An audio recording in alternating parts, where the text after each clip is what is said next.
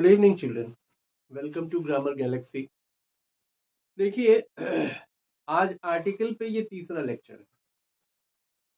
मैं हर पॉइंट को डिटेल में पढ़ाने की कोशिश करता हूँ, इसलिए आप लोग पेन और कॉपी लेके बैठिए और सारे पॉइंटों को नोट कीजिए। आपको नियम तो बहुत ज़्यादा लगेंगे, लेकिन ये है कि धीरे धीरे पढ़ते पढ़ते उन सारी चीज़ों को अगर हम अपने दिमाग में बिठा लें तो गलती होने की संभावना कम होती है। तो इसलिए कॉपी पेन लेके बैठिए और नोट करते जाइए और बार बार उसको पढ़िए, तभी जाके स्पॉटिंग एरर्स में आप क्लियरली चीजों को समझ पाएंगे और कर पाएंगे। तो आज देखिए, कॉमन नाउन के साथ हम आर्टिकल का प्रयोग कैसे करते हैं ये देखते हैं। तो जब कोई वस्तु अंडरस्टूड होती है कहने का मतलब कि वक्ता और श्रोता दोनों के बीच, दोनों उस वस्तु को जानते हैं, पहले से जानते हैं, तब हम लोग उस वस्तु के पूर्व द का प्रयोग करते हैं। जब वक्ता भी जानता है कि वो वस्तु क्या है और श्रोता भी जानता है वह वस्तु क्या है। जैसे यहां देखिए, काइंडली रिटर्न द बुक, कृपया करके मुझे वो किताब वापस कर दीजिए। तो वो किताब, कौन सी किताब, जिसको वक्ता भी जानता है, जो बोल रहा है वो भी जानता है कौन सी किताब लेना है, और जो सुन रहा है वह भी जानता है कि कौन सी किताब देना है। तो इस तरह से अगर वस्तु अंडरस्टूड है दोनों के बीच, वक्ता और श्रोता के बीच, तब हम लोग उस वस्तु के पहले द का प्रयोग करते हैं। जैसे can U turn off the light, क्या आप वह बत्ती बुझा सकते हैं। कौन सी बत्ती, श्रोता भी जानता है कौन सी बत्ती बुझाना है, सीढ़ियों की बत्ती या कमरे की बत्ती, जो भी है कोई भी बत्ती, तो उस बत्ती को श्रोता और वक्ता दोनों जानते हैं, इसलिए उसके पहले हम लोग द लगाते हैं, क्योंकि वो पर्टिकुलर हो जाता है, इसलिए वहां पे हम लोग द लगाते हैं। डेफिनिट हो जाता है, डेफिनिट प्रोनाउन वहां लगता है जब वस्तु डेफिनिट होती है। तो ये पहली बात है कि जब कोई वस्तु अगर अंडरस्टूड है तो उसके पहले हम लोग द का प्रयोग कर देते हैं। अगर सिंगुलर कॉमन नाउन के पहले आर्टिकल का प्रयोग किया जाए तो वह पूरी प्रजाति का उल्लेख करता है, यह बात मैं पहले भी बता चुका हूं। और सिंगुलर कॉमन नाउन के पहले हम लोग आर्टिकल का प्रयोग करेंगे तो वो उस पूरी जाति को बोध कराएगा। और उसके साथ एक बात हमको याद रखना पड़ेगा कि इनके साथ सिंगुलर वर्ब का प्रयोग भी करेंगे। जैसे the cow is a useful animal, the cow कहने का मतलब काउ की पूरी प्रजाति, और उसके साथ singular verb. The cow is a useful animal मतलब गाय एक उपयोगी जानवर है। A dog is a faithful animal, यहां भी आर्टिकल का प्रयोग हो गया तो ये पूरी जाति का बोध करा रहा है और उसके साथ सिंगुलर वर्ब का प्रयोग किया। लेकिन देखिए, मैन ही एक ऐसा नाउन है जो बिना किसी आर्टिकल की पूरी प्रजाति का बोध करा देता है। जैसे मैन इज मॉर्टल, मैन आदमी नश्वर है, तो ये पूरी प्रजाति का बोध करा देता है। सभी जितने इंसान हैं इस धरती पे सब नश्वर है, तो पूरी मैन जाति को बोध करा देता है। ये मैन ही केवल है। Man is a social animal, man एक सामाजिक प्राणी है। तो मैन के साथ हमको आर्टिकल लगाने की जरूरत नहीं है पूरी जाति का बोध कराने के लिए, वो अपने आप में वो पूरी प्रजाति का बोध करा देता है। लेकिन दूसरे नाउन जो है उनके पहले हम लोग आर्टिकल का प्रयोग करके तब हम लोग पूरी जाति का या पूरी प्रजाति का बोध कराते हैं। तो इस तरह से आगे भी दूसरे नियम देखते हैं। तो कॉमन नाउन के साथ आर्टिकल का प्रयोग का तीसरा नियम ये है कि जब कोई नाउन किसी व्यक्ति के अंदर मौजूद गुण, भाव या उसकी अभिव्यक्ति को व्यक्त करता है तो उसके पूर्व आर्टिकल का प्रयोग होता है।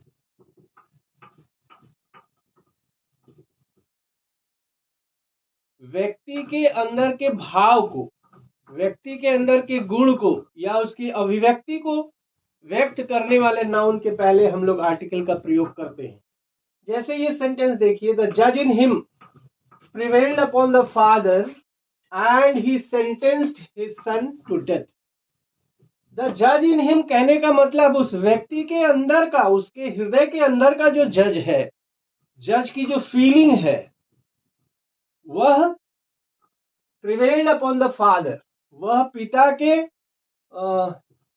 के अभिव्यक्ति पर या पिता के भाव पर वह प्रबल हो गई और जज ने उसको मौत की सजा दी। तो यहां जज कहने का मतलब उस जज की अभिव्यक्ति के बारे में बात हो रहा है, इसलिए यहां द जज लगा है। A mother was born in her when she saw the baby. किसी महिला की बात है, कहता है उस महिला ने जब उस बच्चे को देखा तो उसके अंदर का मातृत्व तो जाग गया, उसकी अभिव्यक्ति को बताने की कोशिश कर रहा है, इसलिए यहाँ पे ए मदर लिखा, आर्टिकल लगाया गया है। तो इस तरह से किसी नाउन के द्वारा अगर हम किसी व्यक्ति के गुण, उसके भाव या उसके अभिव्यक्ति को व्यक्त करना चाहते हैं तो उसके पहले आर्टिकल का प्रयोग करेंगे। चौथा नियम यह है कि जैसे स्कूल, कॉलेज, टेम्पल, हॉस्पिटल, इस तरह की नाउन है जहां पे कुछ विशेष कार्य होते हैं और उस विशेष कार्य से ही हम जा रहे हैं। स्कूल में पढ़ाई होती है, स्कूल में पढ़ने जा रहे हैं, पढ़ाया जाता है तो पढ़ाने जा रहे हैं, तब वहां पर हमको आर्टिकल का प्रयोग नहीं करना है। और एग्जाम्पल में देखिए, children should go to the school, children school में पढ़ने जाएंगे तो यहाँ द का प्रयोग अर्थात आर्टिकल का प्रयोग नहीं होगा। ये होना चाहिए children should go to school, क्योंकि बच्चे तो पढ़ने ही जाएंगे। I go to the temple every morning, प्रत्येक सुबह मैं टेम्पल जा रहा हूं या जाता हूं। अगर टेम्पल के पहले हमने द लगा दिया, इसका मतलब टेम्पल में हम पूजा करने नहीं जा रहे हैं, हम किसी और काम से जा रहे हैं। टेम्पल का इनोवेशन करने जा रहे हैं या टेम्पल को हम उसकी पेंट करने जा रहे हैं या कुछ और करने जा रहे हैं। लेकिन अगर टेम्पल में पूजा करने जा रहे हैं तब इसका अर्थ यहाँ द के हटाने से आएगा, I go to temple every morning. इसका मतलब मैं प्रत्येक सुबह वहां टेम्पल में पूजा करने जाता हूं। लेकिन इनका प्रयोग अगर किसी बिल्डिंग या प्लेस के संदर्भ में हो, मतलब जो काम वहां होता है वह करने नहीं जाता हूं, कोई और भी काम करने जाता हूं। जैसे किसी बच्चे के पिताजी स्कूल में पढ़ने तो जाएंगे नहीं, वो स्कूल में फीस जमा करने जाएंगे।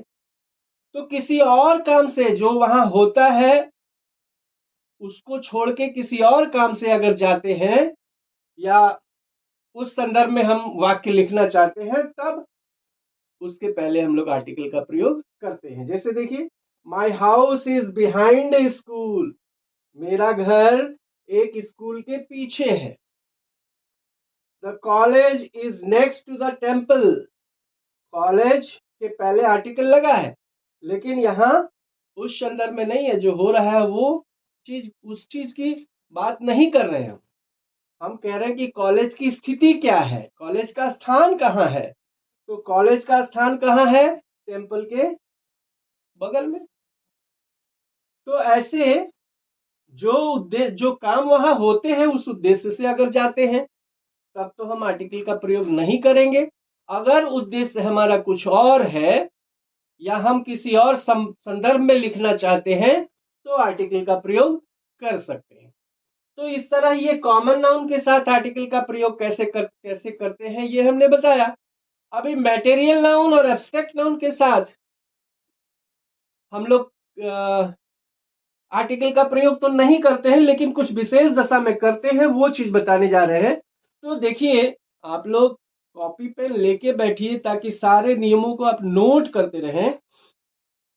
खाली सेंटेंस में एग्जाम्पल के साथ पढ़ने से आपको नहीं आएगा, सारे नियम आपके दिमाग में होने चाहिए सेंटेंस, तब सेंटेंस में आपको एरर नजर आएगा। तो वी विल गो फर्दर। तो एब्स्ट्रैक्ट नाउन और मटेरियल नाउन, सामान्यतः तो इनके पहले हम लोग आर्टिकल का प्रयोग नहीं करते हैं, लेकिन कुछ विशेष परिस्थितियों में करते हैं। जैसे प्रयोग नहीं होता है, आर्टिकल का प्रयोग इनके पहले नहीं होता है, वो एग्जाम्पल में देखिए। जैसे हम कहते हैं गोल्ड इज प्रेशियस, सोना बहुमूल्य है। Honesty is the best policy, ईमानदारी सबसे अच्छी नीति है। तो ये हमारा मटेरियल नाउन और ये हमारा एब्स्ट्रैक्ट नाउन, ये सारे नाउनों को पीछे मैं पढ़ा चुका हूं। अगर आप लोग उसमें थोड़ी डाउट है तो पीछे के वीडियो जाकर देखें। तो गोल्ड मटेरियल नाउन है, इसलिए इसके पहले कोई आर्टिकल नहीं है। ऑनेस्टी एब्स्ट्रैक्ट नाउन है, इसलिए इसके पहले कोई आर्टिकल नहीं है, क्योंकि सामान्यतः इनके पहले आर्टिकल का प्रयोग नहीं होता है। लेकिन अगर किसी विशेष सोने की बात कर रहे हैं या किसी विशेष व्यक्ति की ऑनेस्टी की बात कर रहे हैं, तो उस कंडीशन में हम लोग उसके पहले आर्टिकल का प्रयोग कर सकते हैं। तो उस कंडीशन में हम लोग इस तरह से सेंटेंस का फॉर्मेशन करते हैं, आर्टिकल, उसके बाद नाउन, उसके बाद फिर ऑफ आता है, फिर उसका ऑब्जेक्ट आएगा। तो ऑब्जेक्ट में मटेरियल नाउन आ सकता है, एब्स्ट्रैक्ट नाउन आ सकता है। तो इस तरह के फॉर्मेशन में अगर हम लोग द का प्रयोग करें तो गलत नहीं होगा, वरना एब्स्ट्रैक्ट नाउन और मटेरियल नाउन के पहले हम लोग द का प्रयोग या किसी भी आर्टिकल का प्रयोग नहीं करते हैं। जैसे उदाहरण के रूप में देखिए, the honesty of this boy is liked by all. इस लड़के की ईमानदारी, एक विशेष व्यक्ति के गुण के बारे में बात कर रहे हैं, एक विशेष व्यक्ति के ऑनेस्टी के बारे में बात कर रहे हैं, तो यहां हम द लगा सकते हैं या लगाएंगे। The gold of this ring, इस अंगूठी का सोना इज नॉट प्योर, शुद्ध नहीं है। इस अंगूठी का सोना, हम एक विशेष सोने की बात कर रहे हैं, एक विशेष रिंग के सोने की बात कर रहे हैं, एक विशेष लड़के के ऑनेस्टी के बारे में बात कर रहे हैं, तब वहां हम लोग आर्टिकल द का प्रयोग कर सकते हैं। The cotton of Egypt, Egypt का जो कॉटन है, that is known for its quality, वह अपने क्वालिटी के लिए जाना जाता है। तो हम एक विशेष कॉटन की बात कर रहे हैं, हम लोग इजिप्ट के कॉटन की बात कर रहे हैं। तो विशेष एब्स्ट्रैक्ट नाउन या विशेष मटेरियल नाउन की बात अगर करें तो वहां पे आर्टिकल का प्रयोग कर सकते हैं, वरना सामान्यतः नहीं होता है। तो ये हो गया आपके आर्टिकल का प्रयोग एब्स्ट्रैक्ट और मटेरियल नाउन के साथ। इसके बाद एडजेक्टिव के साथ देखते हैं।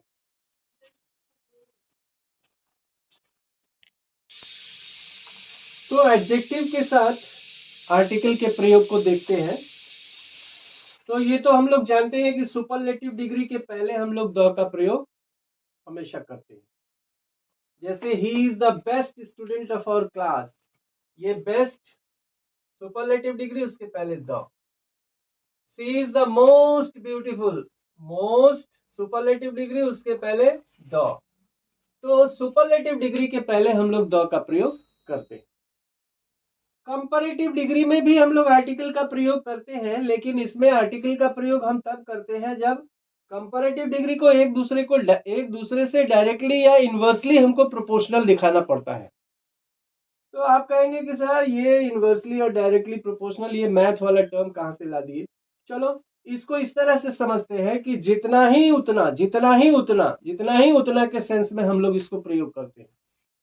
जैसे the higher you rise the greater is the fall, जितना उत्थान होगा उतना ही पतन होने पर उतना ही पतन होगा, जितना ही आपका राइज होगा उतना ही आपका फॉल होगा। तो जितना उतना के सेंस में हम लोग प्रयोग करते हैं। The more electricity you use the more your bill will be, जितना ही आप बिजली खर्च करेंगे या प्रयोग करेंगे उतना ही आपको बिल देना पड़ेगा या उतना ही ज्यादा आपका बिल होगा। जितना ज्यादा बिजली खर्च करेंगे उतना ही ज्यादा बिल होगा। तो जितना ही उतना ही के सेंस में हम लोग कंपैरेटिव डिग्री के साथ भी द का प्रयोग करते हैं। तो कंपैरेटिव डिग्री के साथ द का प्रयोग करके हम लोग डायरेक्टली या इनवर्सली प्रोपोर्शनल दो कंपैरेटिव डिग्री में हम लोग दिखाते हैं। अब तो समझ गए होंगे डायरेक्टली या इनवर्सली प्रोपोर्शनल का यूज। तो ये हुई बात। इसके आगे के रूल्स देखते हैं। तो हमने पहले पढ़ा कि सुपरलेटिव डिग्री के पहले द का प्रयोग होता है, कंपैरेटिव डिग्री के पहले भी द का प्रयोग होता है, लेकिन जितना उतना के सेंस में होता है। यहाँ फिर से हम देखते हैं, जब दो में से एक का चुनाव करना है, दो व्यक्ति में से, दो वस्तु में से जब एक का चुनाव करना है तो कंपैरेटिव डिग्री का प्रयोग करते हैं और उसके पहले द का प्रयोग करते हैं और कंपैरेटिव डिग्री के बाद ऑफ लिखते हैं। तो दो में से एक का चुनाव करने के लिए द कंपैरेटिव डिग्री और उसके बाद ऑफ, द कंपैरेटिव डिग्री और उसके बाद of.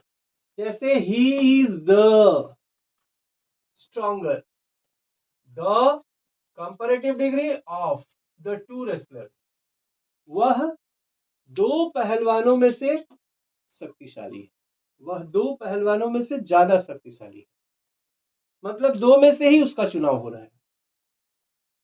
She is the better of the two players, the comparative degree उसके बाद ऑफ, तो वह दो खिलाड़ियों में से अच्छी है, वह दो खिलाड़ियों में से वह अच्छी है। लेकिन अगर कईयों में से एक का चुनाव करना हो, दो में से एक का चुनाव करना हो तो कंपैरेटिव डिग्री, कईयों में से एक का चुनाव करना हो तो superlative degree, the superlative degree और उसके बाद ऑफ।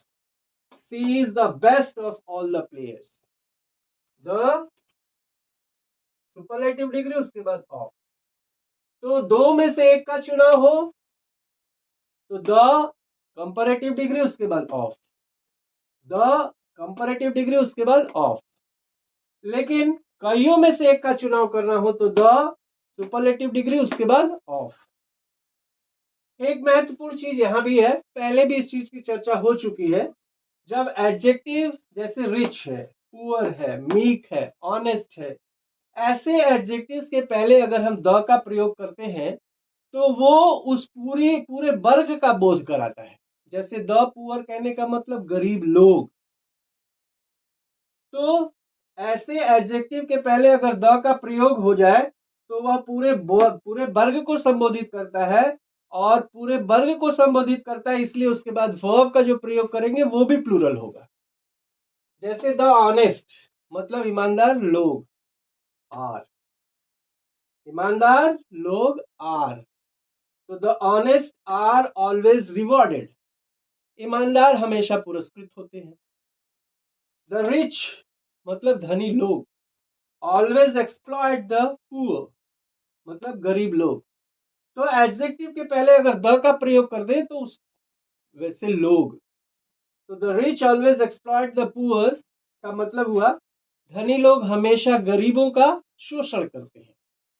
तो इस तरह से एडजेक्टिव के पहले अगर द का प्रयोग कर देते हैं तो वो पूरे वर्ग को संबोधित करने लगता है, और उसके बाद हम लोगों को जब पूरे वर्ग को संबोधित कर रहा है मतलब प्लूरल नाउन हो गया और प्लूरल वर्ब होगा तब। तो इस तरह से देखते हैं, कुछ और नियम देखते हैं।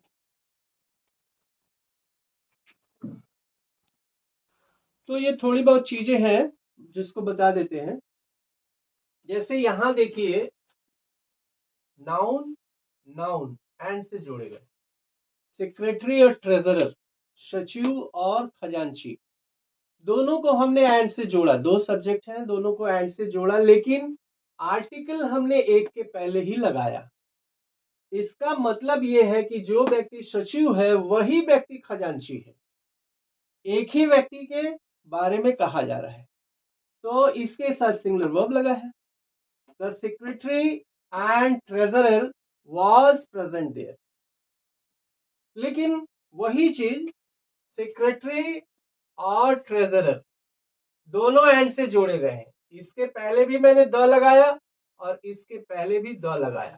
इसका मतलब ये हो गया कि सेक्रेटरी अलग व्यक्ति है और ट्रेजरर अलग व्यक्ति है, और दो नाउनों को मैंने एंड से जोड़ा, और इसलिए यहाँ पे प्लूरल वर्ब वर का प्रेजेंट यूज किया। तो the secretary and the treasurer were present there, क्योंकि दो अलग अलग व्यक्ति हैं। अब देखिए एक चीज और रहता है, ए, एन और वन में अंतर। पहली बात तो ये है कि ये ए और एन ये आर्टिकल है, और वन जो है ये प्रोनाउन जैसा काम करता है। ए और एन का प्रयोग हम लोग प्रतिदिन, प्रति किलो, प्रति सप्ताह, प्रति वर्ष इस सेंस में करते हैं, और इनका प्रयोग हम, इनका जो अर्थ होता है यह एनी और एवरी के सेंस में आता है। लेकिन वन का प्रयोग हम लोग अदर और अनदर के साथ करते हैं, और ये प्रोनाउन का काम करता है। जैसे ये कुछ सेंटेंस है, देखिए, one cow is not enough for a family. एक गाय एक परिवार के लिए पर्याप्त नहीं है, एक से अधिक गाय होनी चाहिए पूरे परिवार को दूध खाने के लिए। तो यहाँ पे वन का प्रयोग किया, इसका मतलब एक से अधिक होना चाहिए।